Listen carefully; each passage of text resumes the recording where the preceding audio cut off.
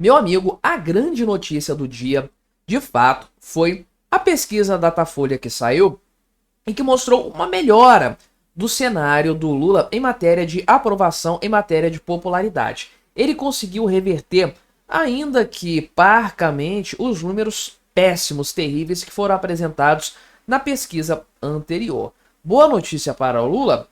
Não exatamente. Vamos com calma com o Andor. A coisa tá muito ruim para ele ainda. E estamos falando do Datafolha, aquele instituto que tem um já conhecido desvio padrão à esquerda, que todo mundo sabe muito bem como é que funciona. Muita calma nessa hora ao analisar os números do Lula. De qualquer forma, a reprovação, tá errado isso aqui, depois eu vou explicar por que tá errado, mas a reprovação supera consideravelmente a aprovação, né? O pessoal aqui traz o ponto de que isso talvez já seja uma repercussão do efeito Trump, ou seja, o Lula usando uma retórica nacionalista na pauta econômica para tentar melhorar a sua própria aprovação.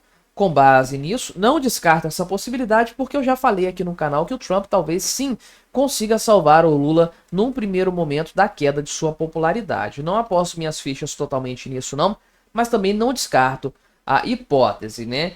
E aqui é claro, né? O resultado Datafolha, que destoa completamente de todas as outras pesquisas que nós temos visto, levanta um debate a respeito da metodologia, da diferença entre as pesquisas. Por que que isso acontece? Vamos conversar então sobre esses temas, mas antes não se esqueça de se inscrever aqui no meu canal se você ainda não for inscrito, e se você quiser colaborar ainda mais com o meu trabalho, só clicar no botão Seja Membro aí embaixo, R$ 1,99 por mês, não te custa tanto assim, mas me ajuda bastante, pode ter certeza disso. Pois bem, o Datafolha mostra que esse cenário, né, tá aqui o cenário da avaliação, ruim, péssimo, regular, bom e ótimo. Isso não é aprova ou desaprova.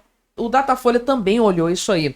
Aprovação e desaprovação ficaram ali empatados, 49% e 48%.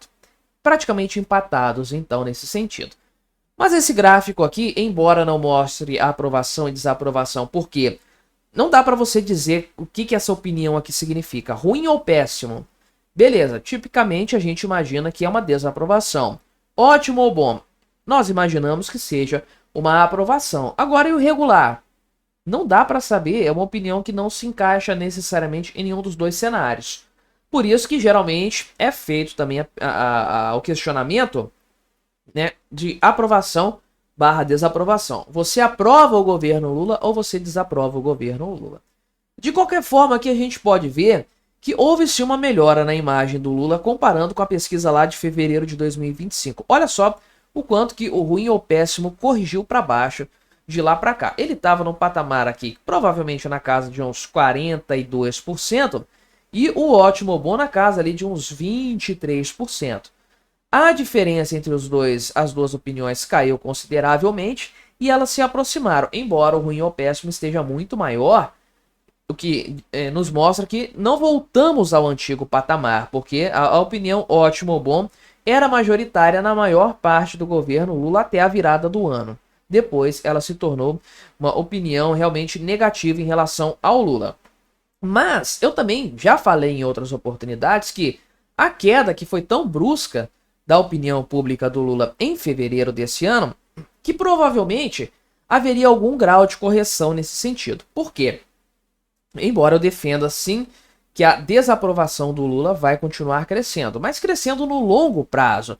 Nessa análise que a gente está vendo aqui, puxando, né, uma linha temporal maior. Aí dá pra gente comparar o início do governo com o que tem hoje. E dá pra ver claramente que não há comparação, realmente o governo Lula está muito fragilizado. Ah, mas corrigiu um pouquinho aqui. Já corrigiu várias vezes, olha só. Aumentou, subiu várias vezes. Pode ser que a próxima puxe pra cima isso aqui.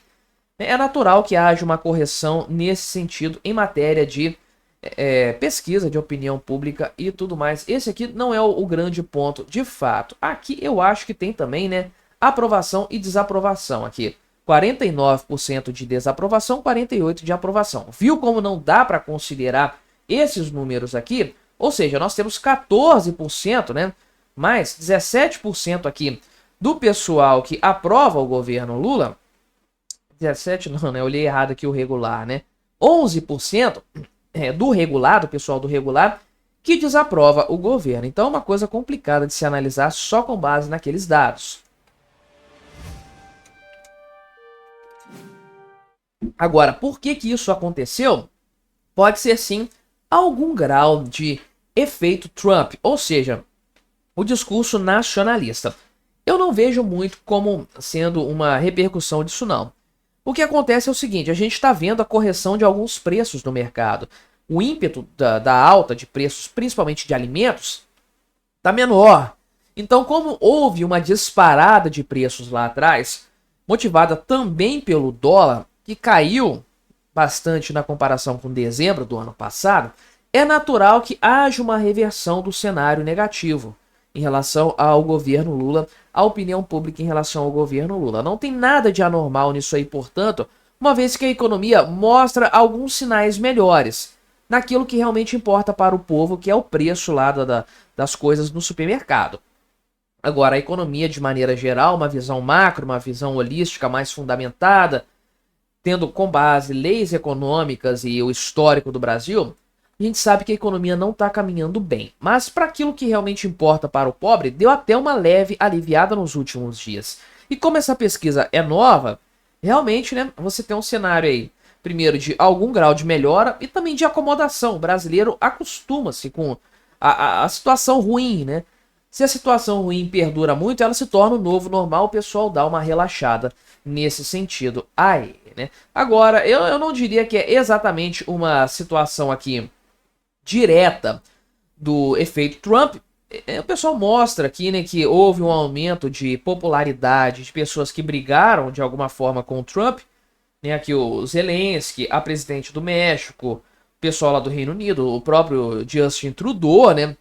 Enfim, até a aprovação dele ali, do partido dele, aumentou como reação ao Donald Trump. Eu não descarto isso, já até falei aqui no canal sobre esse ponto, mas também não considero que seja o grande motor nesse sentido da popularidade do Lula. Se é que podemos confiar nos números do Datafolha. E, meu amigo, né, o histórico nos mostra que esses números não são exatamente muito confiáveis. O pessoal aqui da CNN Brasil tenta explicar por que, né, que você tem tanta discrepância entre pesquisas, pesquisa Quaest, pesquisa IPESP e várias outras que eu trouxe aqui mostrando diferenças gritantes, né, em matéria de aprovação e desaprovação. Veja aqui que a pesquisa Quaest, né, tava aqui apresentou uma reprovação de 56% contra 49% da pesquisa Datafolha. Enfim, tem metodologia, tem forma de classificar isso aqui. Enfim, né, você sabe, estatística é uma verdadeira arte de torturar números. O que dá para tirar a partir daqui são algumas conclusões, essas sim que não são alvo de debate, na minha opinião. Lula está enfraquecido ainda. Melhorou um pouquinho em uma pesquisa bastante questionável e não está nem perto dos patamares do final do ano passado, por exemplo. Então o Lula segue muito enfraquecido. Ele depende de boas notícias daqui para frente para conseguir reverter esse cenário. Ele apresentou uma ou outra medida aí que pode ser tida como popular, mas não sobrou nada para ele apresentar lá na frente. Então vai ter escassez de boas propostas para apresentar. E há também a decorrência que bem provavelmente vai se apresentar dessas tarifas todas aí, elevando preços de maneira geral na economia mundial e aqui no Brasil também. Aí, meu amigo, a popularidade do Lula vai definhar novamente. Mas me diga aí o que você achou da minha análise, colabore com o nosso debate, se inscreva no meu canal se você ainda não for inscrito e até a próxima.